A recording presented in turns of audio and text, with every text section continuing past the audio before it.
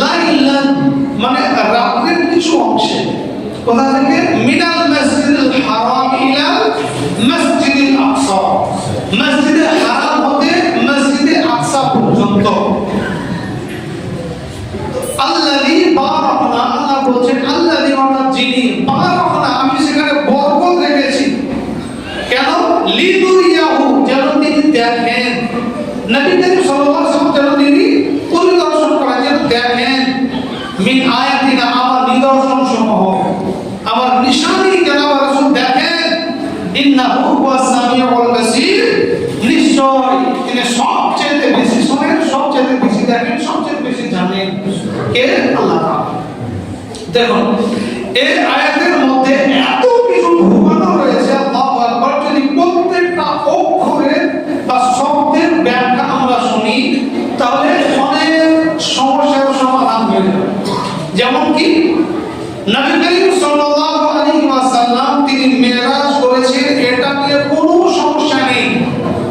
মুসলিমদের প্রত্যেকটা মাযহাব এক বাক্যে স্বীকার করেছেন নবী সাল্লাল্লাহু আলাইহি ওয়াসাল্লাম মেরাজ করেছেন।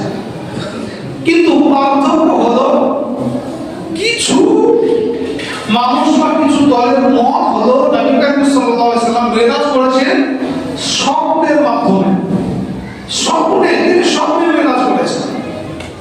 আর জমহুর উলামায়ে কেরামগণ অর্থাৎ অধিকাংশ সাহাবায়ে কেরামগণ, তাবেঈন, উলামায়ে মুজতাহিদিন সহ অধিকাংশ উলামায়ে কেরামদের মত নবী করিম সাল্লাল্লাহু আলাইহি ওয়াসাল্লাম স্বপ্নকে নয়, জাগ্রত অবস্থায় সশরীরে স্বয়ং আল্লাহর সঙ্গে দিদার করেছেন।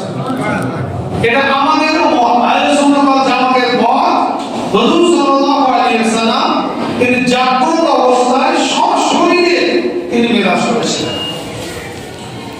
দেখুন মেরাজ সম্পর্কে আলোচনা করলে পরে অনেক লম্বা সময় প্রয়োজন, কিন্তু সেই অত লম্বা সময় নেই। তো হুজুর সাল্লাল্লাহু আলাইহি ওয়াসাল্লাম যে মেরাজ করেছেন, মেরাজ থেকে আমাদের তওবা দিয়েছিলেন, সে তওবাটা সবাই জানে। সেটা কি? নামাজ। কতটা নামাজ দিয়েছিলেন? 50 ওয়াক্ত। কমতে কমতে 5 ওয়াক্তের দিকে রয়েছে, কিন্তু সওয়াব নেকি সেই 50 ওয়াক্তেরই আছে। সুবহানাল্লাহ, সুবহানাল্লাহ। কি বলা গেল? কোন ব্যক্তি যদি 5 ওয়াক্ত নামাজ আদায় করে তাহলে তিনি 50 ওয়াক্ত না মানে ওয়াক্তের সওয়াব পেয়ে থাকেন। বুঝতে পারলেন? বারাকাতুল্লাহ বিল্লাহ ইসলামিয়া নামাজ